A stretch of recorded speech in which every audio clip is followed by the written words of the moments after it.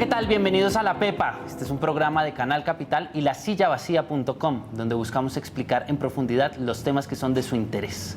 Después de 3 años de conversaciones y varios intentos de instalar la mesa de manera pública, finalmente comenzaron las negociaciones entre el gobierno y el ELN. La instalación de la mesa tuvo lugar el pasado 7 de febrero, luego la liberación del político chocuano Odín Sánchez en la hacienda Cachabamba, a 30 kilómetros de Quito, en Ecuador. La ciudadanía tiene en mente el proceso de paz con las FARC y a pesar de que hay puntos que coinciden, en la realidad se trata de guerrillas bastante diferentes y de intereses que no van necesariamente en la misma dirección. Para analizar el comienzo de esta negociación y las fuerzas y los intereses que están en juego, invitamos a 2 expertos en el tema, 2 expertos de verdad, de verdad. Ellos son Carlos Medina, él es docente investigador de la Universidad Nacional, es especialista en conflicto armado y es historiador en pregrado, maestría y doctorado, ¿no? Sí. Bienvenido. Muchas gracias. Y también tenemos a Luis Eduardo Celis, él es especialista en temas de paz y posconflicto, es sociólogo de profesión y es miembro de la Red de Paz, donde nos deleita con sus análisis. Eduardo. Bienvenido. Bueno, con gracias. estos 2 expertos vamos a ver qué saben los que saben.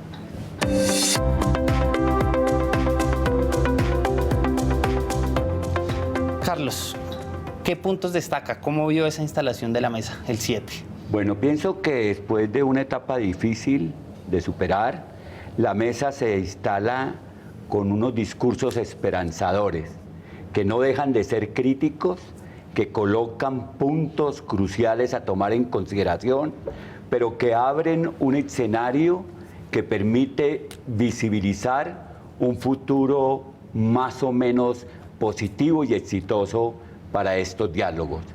Esos discursos abren un universo de esperanza para unas partes, pues ayudan a construir una paz completa, y de escepticismo para otras partes por la manera como se ha concebido por parte del ELN que pueden ser los diálogos en relación con la voluntad explícita del gobierno para sacarlos adelante.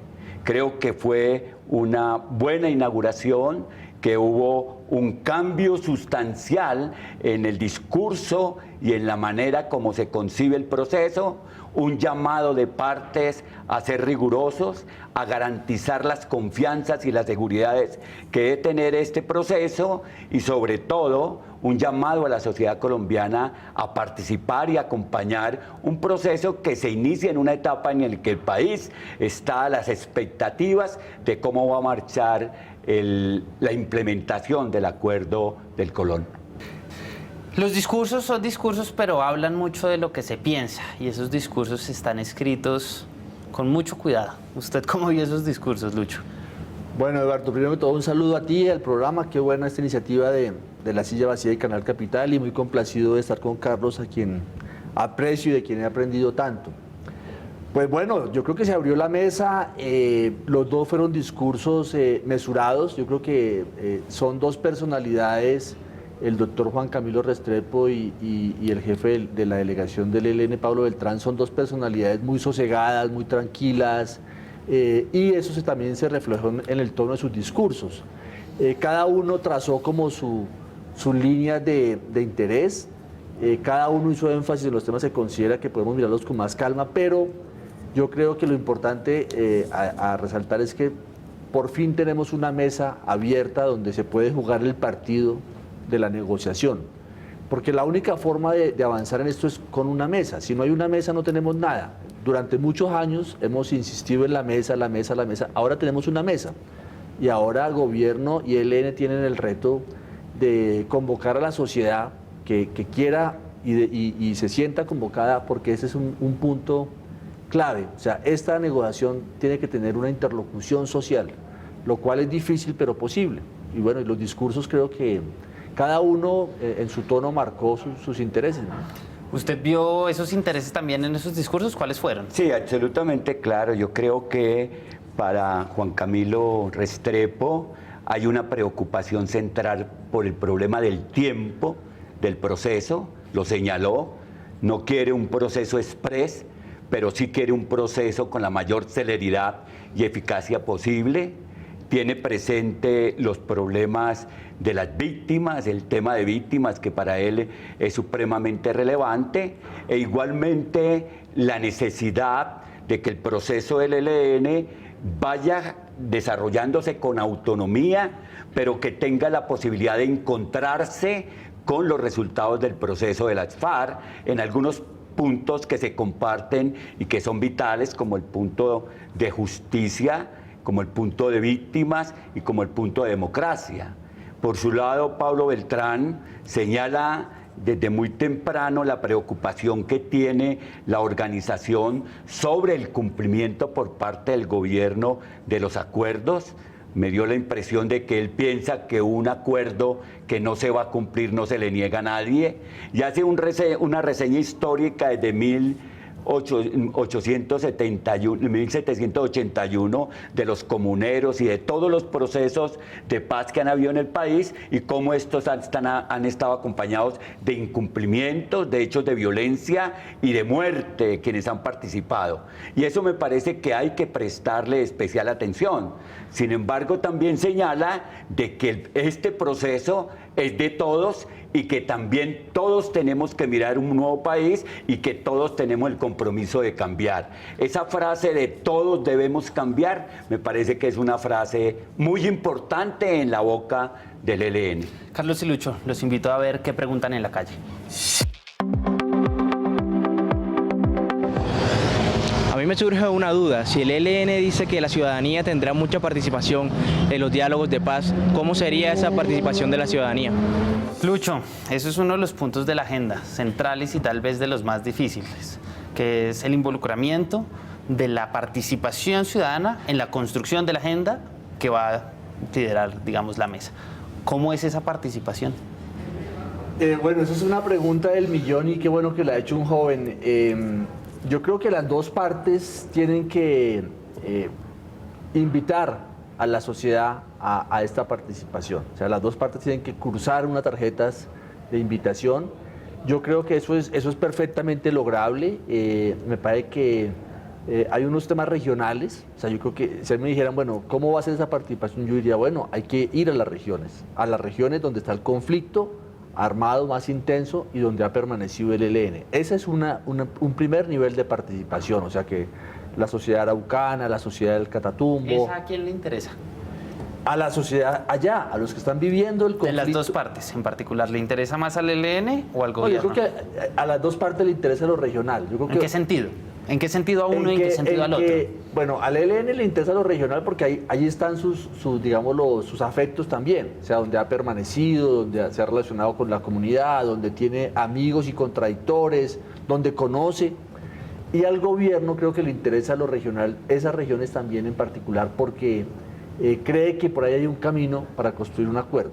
O sea, sabe que en lo regional hay una posibilidad. Pero también hay que encontrar temas de interés.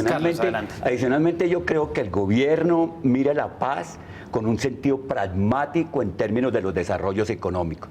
Le interesa Arauca porque hay petróleo. Le interesa Antioquia porque hay agua, hay represas, hay recursos. Le interesa el Chocó porque hay recursos. Le interesa el suroccidente del país porque allí hay unos problemas que tiene que enfrentar en relación con el narcotráfico, cultivos ilícitos. Es decir, cuando se piensa regionalmente, yo creo que el gobierno hace unos cálculos de beneficio sobre la importancia de la paz en esos territorios. ¿Y el ELN? Pero igualmente el ELN tiene sus acumulados históricos allí. Ha trabajado con las poblaciones, ha construido movimiento social, tiene proyectos productivos, está insertado en las comunidades. La naturaleza del ELN es la de ser un movimiento social y político en armas.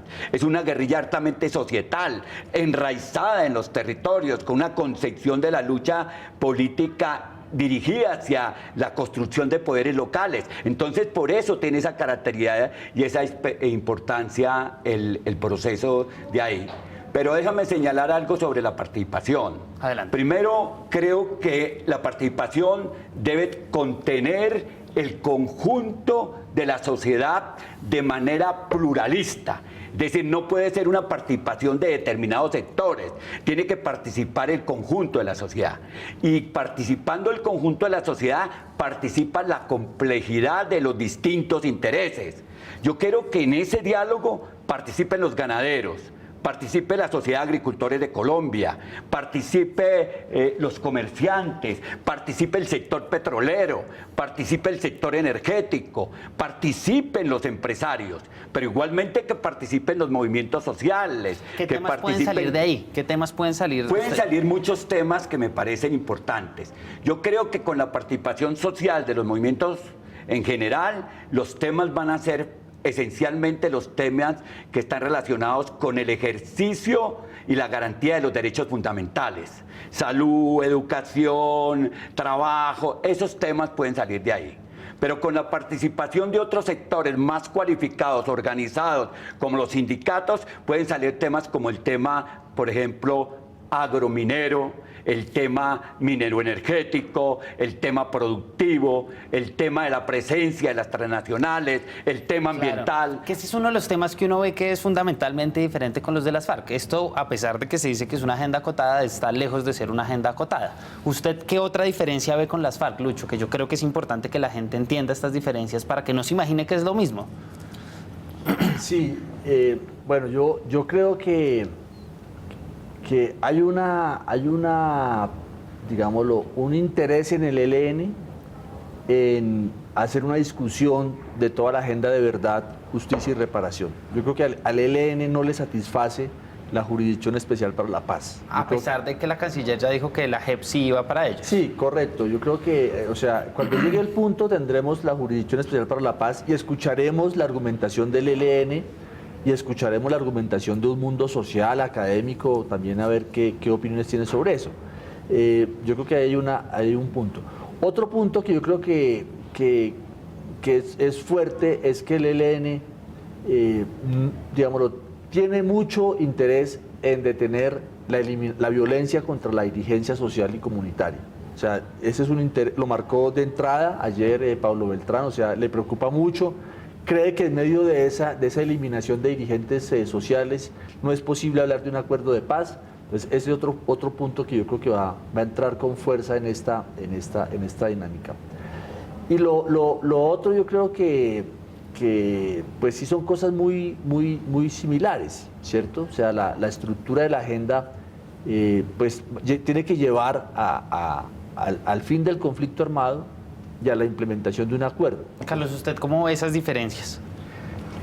Yo creo que primero hay que darle la oportunidad al ELN de que tenga su protagonismo en el proceso de paz desde lo que han venido construyendo históricamente. Yo creo que el problema fundamental de las FARC se centró en el desarrollo rural integral, ¿entiende? Yo creo que el ELN va a ir encontrando una temática que la FARC se dio en la discusión de su agenda. Y esa temática es la temática minero-energética. ¿Usted cree que es posible que eso entre en la agenda? Yo creo que va a entrar.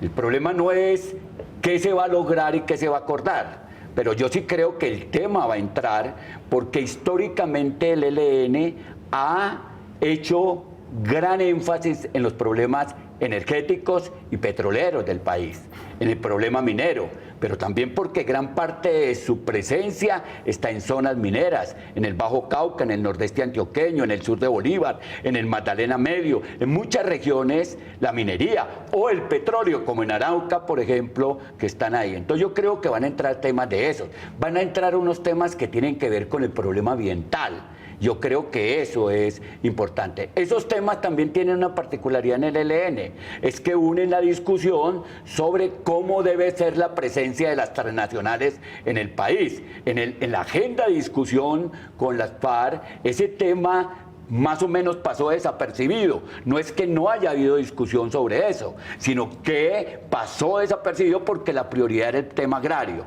Ahora, con el ELN eso puede pasar y ese tema se puede colocar ahí. Pero digamos que una de las características que tiene la agenda es que como no está delimitada temáticamente, la propuesta que se hace para la implementación de la mesa es muy importante. Ya Lucho decía algo que es claro. Hay unos temas humanitarios. Resolvamos el tema humanitario. Lucho ha señalado unos puntos. ¿Qué va a entrar ahí? Yo creo que en tema humanitario va a entrar primero el secuestro. El ELN tiene que hacer una declaración pública como se está solicitando por la nación colombiana sobre suspender como práctica política, el secuestro. Yo creo que eso se lo van a demandar en esa mesa. Segundo tema, los prisioneros políticos. Yo creo que el ELN va a demandar una atención especial sobre los presos. Mire usted que hubo necesidad de indultar 2 prisioneros por las condiciones de salubridad que hay para poder iniciar el diálogo, pero también un tratamiento especial a los prisioneros. Tercero, ya lo señalaba Lucho, no criminalizar la protesta social, ni la movilización social, ni los movimientos sociales. Cuarto, que me parece fundamental, el tema del cese bilateral. ¿Cómo haces vos para que participe la sociedad si vas a negociar en medio de la guerra? No, vos tenés como necesidad del proceso de negociación que poner al frente el cese bilateral al fuego. Vamos a suponer que no se consiga el cese bilateral al fuego. Vamos a suponer que el ELN tome una decisión que a mí me parecería acertada en términos de construcción de simpatías a su proceso, de un cese unilateral al fuego en las zonas que ella ocupa y que el gobierno nacional acceda con un desescalamiento escalonado del conflicto. Ya entendimos con las FARC. Sí, más o menos ese, porque es que se requiere, o sea, no se puede seguir con el modelo de negociar en medio del conflicto y menos en una agenda como la del ELN, donde la participación de la sociedad civil es fundamental. Lucho, hay un tema ahí que es muy importante entender y es que el ELN no es una organización, digamos, piramidal, es una cosa más bien federada, si se me permite la expresión. ¿Cómo están las facciones dentro del ELN? ¿Todos quieren negociar? ¿Hay gente que en verdad cree que esto sí es una vía útil, la negociación dentro del ELN? Bueno, yo creo que el ELN es una organización viva en la que se discute, se controvierte, se llegan a consensos, se llegan a marcar una ruta de actuación. Yo creo que el ELN está unificado en ir a la mesa e intentar en la mesa buscar un acuerdo. Y va a ser la dinámica de la mesa y la dinámica del acuerdo la que va a hacer que al interior del ELN se procese esa decisión. Es muy difícil. Un poco como probemos a ver y convénzanme. Sí, y vayamos viendo que esto sí es un camino viable. Yo creo que en el ELN también y también en las FARC había mucha desconfianza de la viabilidad de eso. También yo creo que en el ELN hay sectores que pueden ser muy escépticos del rumbo y del cumplimiento. Por eso es que Pablo Beltrán arranca diciendo, con los comuneros firmaron y luego los decapitaron. Entonces nosotros no queremos eso, y eso ha pasado y sigue pasando en el sentido de la eliminación física. Pero yo creo que también, digámoslo, saber qué pasa al interior del ELN es difícil, porque es una organización clandestina. Entonces, eso es como cuando preguntaban en los años 70 qué pasaba en Moscú. Y decían, no, pues en Moscú hay unos perros debajo de una alfombra que pelean, pero no sabemos cómo va la pelea debajo de la alfombra. Yo creo que algo igual pasa en el ELN. Hay un debate, hay una discusión, pero lo importante es la mesa. O sea, que la mesa sea dinámica, que la mesa vaya concretando, que la mesa vaya mostrando unos resultados. Y para eso este año es crucial. O sea, este es un año donde o eso va cuajando, y también debería haber resultados, digamos, con el proceso de las FARC. ¿Cómo juega esta variable FARC, éxito o fracaso de esa negociación, de esa implementación en la negociación ELN? Yo creo que el proceso de implementación con las FARC es un espejo en el que se va a estar mirando el ELN para poder avanzar en sus debates. Si la implementación con las FARC marcha exitosamente, la calidad del acuerdo es superior y la credibilidad en el proceso es mayor. Me interesa sobre todo el análisis que usted nos pueda dar de las bases sociales, porque ahí hay un capital político que ambas guerrillas pues, les interesa, y cómo juegan estas bases sociales, campesinas, obreras, si se quiere. Las bases sociales están adscritas a esas organizaciones y se van a mover hacia donde se muevan ellas. O sea, yo creo que ellos tienen unos acumulados. En el caso del ELN, por ejemplo, si usted me pregunta cuántos son los miembros del ELN, yo le digo, no sé cuántos son, creo que son relativamente pocos los que están en armas, pero muchos los que están en el movimiento social. ¿Se entiende? Por eso esas bases sociales juegan un papel determinante y por eso el modelo es un modelo de participación social. Entonces yo lo que creo es que hay que permitirle al proceso, en términos de la participación de la sociedad, que se vaya dando. Yo comparto con Lucho en el sentido de que la mesa pública tiene unas características totalmente distintas a la mesa de la fase exploratoria, porque es que aquí usted negocia o conversa, sobre todo eso no son negociaciones, son conversaciones para llegar a acuerdos, allí no hay negociación de nada, pero usted conversa de cara al país, conversa de cara a la comunidad internacional y sobre todo conversa de cara a los medios, y eso juega un papel fundamental. Pero lo otro es que las mesas públicas son escuelas de aprendizaje. Ahí el ELN va a ir definiendo cosas, va a tener que ir construyendo decisiones. Y eso es muy importante para el proceso. Lucho y Carlos, los invito a que vayamos a la pepa del asunto.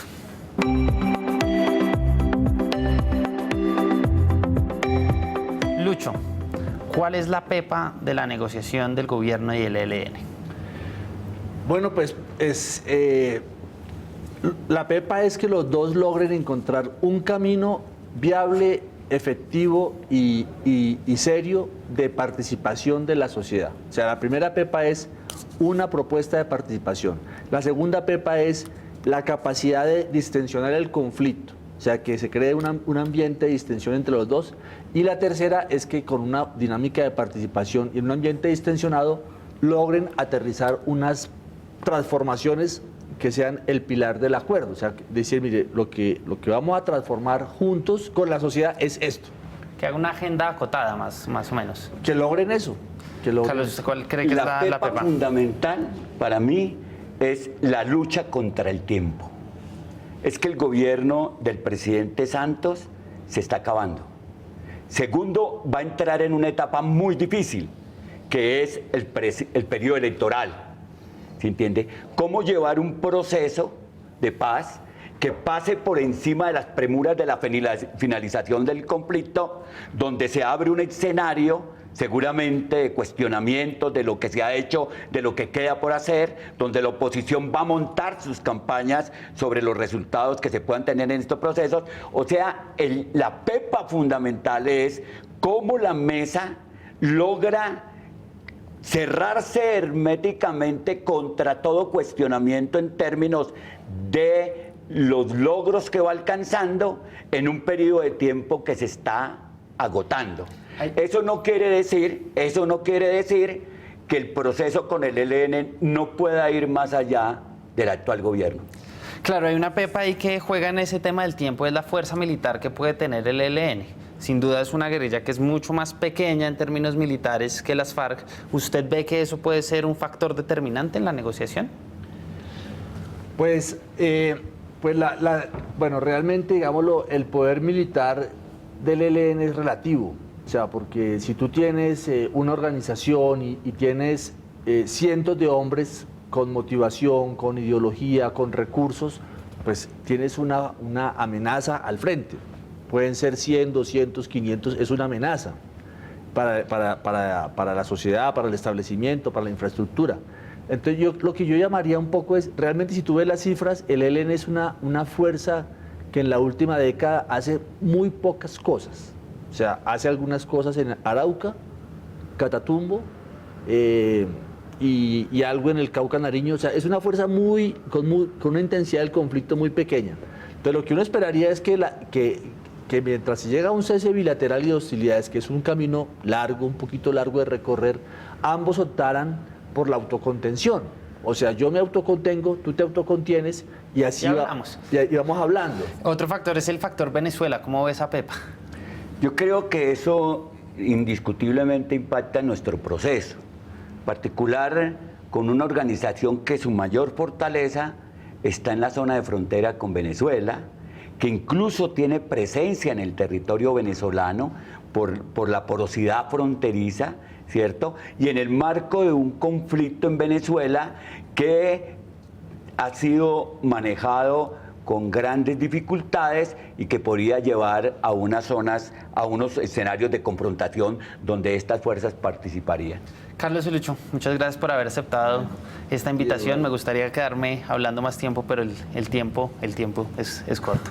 Y a todos ustedes, recuerden que este programa es una alianza de Canal Capital y de lasillavacía.com. Si tienen temas de los que quieres que hablemos con expertos como los de hoy, escríbanos @lasillavacía o @Canal Capital con el hashtag o numeral La Pepa. Ustedes encuentran todo este programa en nuestras redes, en lasillavacía.com y también en la página del canal. Hasta la próxima. Bueno.